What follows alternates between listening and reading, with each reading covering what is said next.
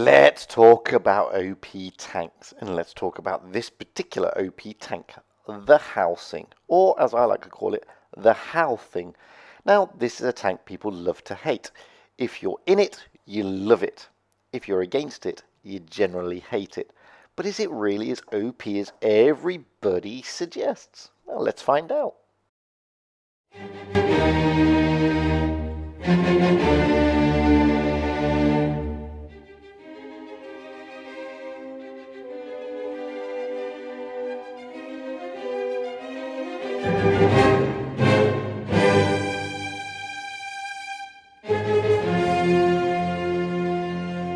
Hello again everybody and welcome back to Fujit's Blitz, and today we're talking about the Helsing, the Tier 7 Premium Hybrid Nation Tank Destroyer. Too OP or not too OP? Well, that's the question, and a lot of people think this is mega OP. But is it? Well, let's have a look at it first. Here it is, an armor inspector with all the bells and whistles showing, and you know, it's a pretty funky looking tank to be fair, and it's got that double barrel. I mean, it's like a shotgun on tracks. But look at the armor. It absolutely pants. Okay, there's quite a bit of spaced armor there, especially on the turret and between the tracks. And as you can see, it's pretty weak all over. Now, I decided to therefore stick it up against something that is likely to be facing, and no, it's not going to be facing an E100. I apologize for that. But it is going to be facing a Tiger P. And as you can see, you can pen it quite easily in most places. As a side scraper, you know, on this, it doesn't look too bad. But aside from that, from the sides, from the rear, from the back, if you're not hull down, it's, well, you're going to get wasted, simple as that. So what is it that makes this tank so OP? Well, its hit points, it's only 1,000. Its DPM is 2,580. I run it with calibrated showers. If you don't run it with calibrated showers and ventilation, it goes up to 2,633. Penetration with calibrated showers, 179 on your standard. Damage is 200. But the burst damage is 400, and its velocity is almost 1,000. Its rate of fire with calibrated showers is 12.9 a minute, and its magazine reloading time is just over 9 seconds. It has 2 shells in the magazine and they fire almost simultaneously. There's, okay, a 0.25 seconds difference between the shots. The aim time's not too bad at just over 1.5 seconds. The gun depression, not that great, 6 degrees. And its speed is a whopping 60 degrees. And this thing's a tank destroyer. So on paper, this thing isn't that OP, realistically. Unless, of course, you take into account the burst damage. That's the only thing that makes it OP. Its armor doesn't make it OP. The speed, okay, churning out 60 kilometers an hour is pretty fantastic in a tank destroyer and at this level, but that doesn't make it OP. And as you can see there, you're going to bounce shots on occasion. So why do people think this is one of the most OP tanks in the game? Well, the reason being is when it does land, it lands. And as you see there, I mean, I've just bounced 800 damage. And when you saw from the armor profile, how did I do that? Well, the simple trick there is slightly angled, and if you're hitting that spaced armor, you're really not going to be hitting much. Now, so far in this game, I've not done that well. I've only done 483 damage. But there we go. Now we start hitting 300s, and this is why people consider that this tank is OP. Its ability to cause absolute mayhem is, well, uncanny. No other tank in the game at this tier can do this. You know, you got a double-barreled shotgun of fun. You know, well, both shells are churning out 200 ironed alpha, which is 400 in a go, and you've only got a reload of, what, 9 seconds. Then it becomes slightly OP. I mean, I've already done 1,127 damage. I bounced 800. I've now taken a kill, and a pretty formidable kill at that. I mean, that was an IS-2. Here's the KV-2. What can we do? Well, we can easily waste him. 2 kills, 1,300 damage. Okay, it's a Helsing, so I'm not setting the world on fire just yet with this damage. But this is what makes the tank OP. Your ability to get into places quickly and then rain a shed load of hell onto people and still bounce, by the way, is absolutely spectacular. spectacular. It really is. I mean, watch this. The poor thing. Okay, I missed one of the shots. Now I'm up close and personal. He's trying his hardest to find a spot to penetrate. He pens me, but he's gone. Kill number 3 and game over. And these are the reasons why people are saying it's OP, because it's an absolute pain in the backside. I mean, we only get a 3rd class there, we only do 2,000 damage, but we're the top tank. And don't forget, we're at tier 7, so the chances are, okay, sometimes you're going to find tier 8s, other times you're going to find tier 6s. This thing will decimate any tier 6 that comes within its path. It's simple as that. I mean, for a tier 7 tank to have this mobility and this type of gun is just crazy, to be honest with you. A 9-second reload, 400 damage in 9 seconds. That's what makes it OP. But I have to keep going back to that armor. The armor is pretty pants. So is it a balanced OP tank? Okay, it dishes out a lot of damage and it's pretty nippy, but with really rubbishy armor, doesn't that sort of take away from it some of its OP-ness? Well, you would think so, but then you stick it in a position like I'm going to stick it in this game, and then that all goes completely out the window. Because when you stick it in a position like this, you can shove in a lot of damage without being seen. And, you know, there's a T-34-1. What's he going to do? He's going to turn his rear to me because he's not seen me, and I stick 430 into him. He gets both barrels of Helsing. Now, he's just killed that T-26, and he's feeling pretty chuffed, but 221 later, he's gone. I've now done 854 damage. No one's taken a single shot on me yet. There's the AMX. Oh, if I don't get to load in time, but he's gone. Oh, look at this. What's just popped there? Well, maybe I can get the ISU. No, I can't get the ISU because that's just a really bad angle. I'm still thinking about it, but then I decide, actually no, Darren, that's just stupid. Go for the IS-5 instead. So there's the IS-5. Oh, I get a nice 143 there because he's pretty heavily armoured. Don't forget, he's a tier 8. But the thing is, if I get behind him, he hasn't got a hope in a house chance in this thing. It's you know, it's just that straightforward. And the thing is, with the mobility on this tank, you have the ability to do this. I mean, there he goes. Goodbye, IS-5. Kill number 2, 1,362 damage. Again, so far in this thing, we're not setting the world on fire, but now it's 4 against 3. We are pretty hard pressed here. Doesn't look like we're going to win this game, unfortunately. 4 against 3, which probably, looking at it, is going to be very quickly 2 against 4. But that's not a big problem. Oh, there are the 2 TDs, pretty low hit points. Maybe I can get them. Okay, this was a really stupid move by me going over the top because they've seen me. I get a massive bloody nose from the ISU, but I managed to take out the T-34. Now it's just me and another against 3. There's the ISU. He's looking the other way.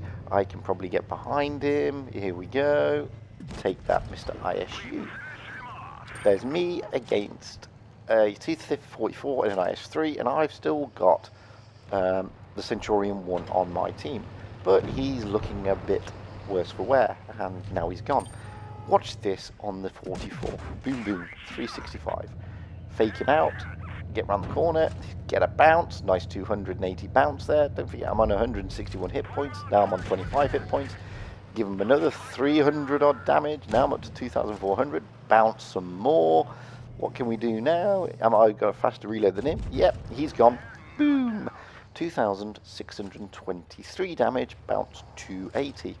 However, the IS-3 is on 979. He is a formidable opponent. It's as simple as that.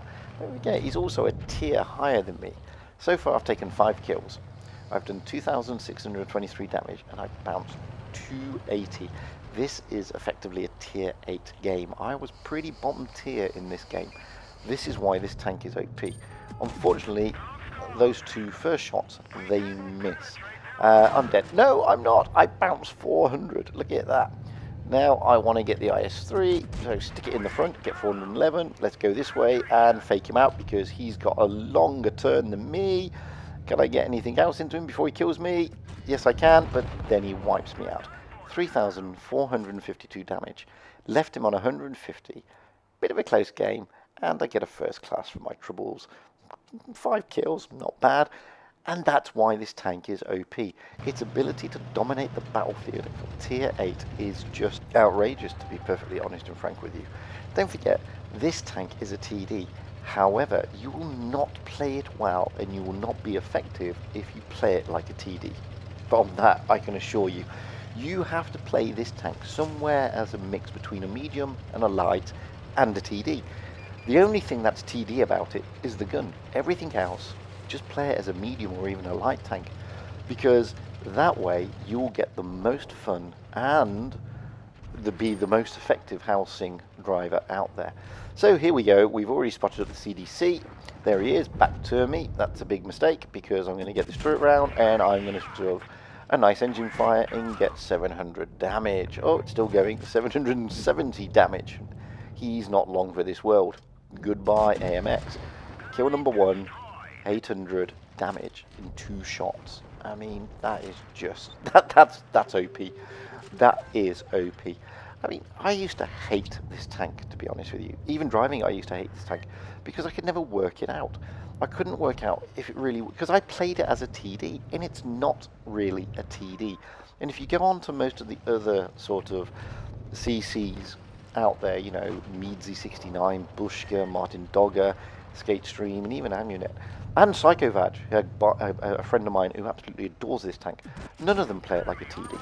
Because if you do, you just won't have fun and you won't be as effective as you can be.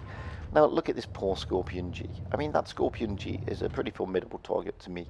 He has got a massive gun that can give me a world of pain. Yet, I'm just really toying with him. I mean, I've already taken most of his hit points. And now, here we go. Let's wipe you out. He's gone. Boom. And I've done, okay, I've only done 1,800 damage. I've taken a cap, and I've taken 2 kills. We've not done too bad. Can we get another cap? Or shall we just push straight through to the IS-6? Well, I think it'd be better to just push onto the IS-6 and put some into him, and then go back and get the cap. Because don't forget, in Supremacy, the more you cap, the more points you get, the better you are at getting one of those little gold mastery badges at the end of the game. Now, I've got a choice here. I've got IS-3, IS-3 or IS-6.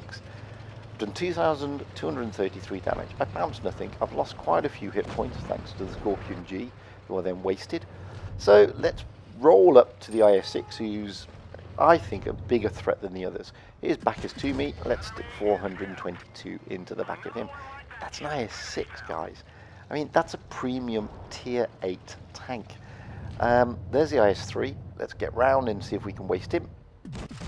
No, we can't waste him, but we can get 400 into him. We've now done 3,000 damage. There's another IS-3. Can we waste him? Maybe. Maybe. Maybe. Yes, we can. Get rid of him. We've now done 3,345 damage. Now the IS-6 is focused on us, which is a shame, because I've only got 200 hit points. One shot, I'm gone. Stick a shot into him. I suddenly had a little bit of lag. Oh, I'm gone. That's all it. It's all over. 2 caps, 3,345 damage, 3 kills. I mean, but I'd never once played it like a TD. Now it's 2 against 1. They should wipe out this IS-6. In fact, they do, and I get the gold badge. 3,345 damage. Probably the lowest mastery you'll see on a Helsing. But don't forget, capping 2 bases in Supremacy really does do the trick in trying to attain those gold badges. Now, if you're lucky enough to have a Helsing, then hopefully this video has been useful for you. I mean, I don't play it anywhere as spectacular as my friend Psychovaj, who just can't seem to roll out this thing and not get an ace. It took me a while to get an ace, and it took me a while to understand the tank, but now I do. And like I'm saying, play it like a medium or a light. Don't play it like a TD. If you play it like a TD, you won't have fun, you'll struggle in it, and it won't be as effective as you think. And with that, I shall leave you with me toying with the Scorpion G, although he does get quite a nasty shot on me. As I said in the intro, is it OP or is it not OP? Well, I think it's borderline, to be perfectly honest with you. And a lot of people will disagree with that. A lot of people say, no, it's totally OP. But I think because of its pants armor, that almost brings some balance to this tank. Yes, the gun is totally OP at tier 7. Yes, the fact it's a TD and it rolls around like an E25 at 60 kilometers an hour is outrageous at this level. And yes, the fact that it can absolutely decimate because it's got amazing penetration is also one of the reasons why it's slightly OP. But with that really rubbish armor, there is some balance, albeit very slightly. Anyway, guys, please comment and like below, of course, if you have any views on the Helsing. And by all means, if you've got any replays, aces, or just general good gameplay, not just of the Helsing, send them to me at fujitsblitz@gmail.com. I always love to get your guys' replays. And please subscribe if you haven't already. I mean, come on, guys. It costs you nothing. Not a thing. And with that, here's the Scorpion G putting a nice big roll into me and me wiping it out. And until the next time, I will say, stay safe out there. Have fun on the battlefield and happy tanking, guys, because that's what it's all about. Fun and happiness. Thanks for watching, guys. I hope this one's been useful, and stay tuned because there's more great stuff coming up over the course of the next few days.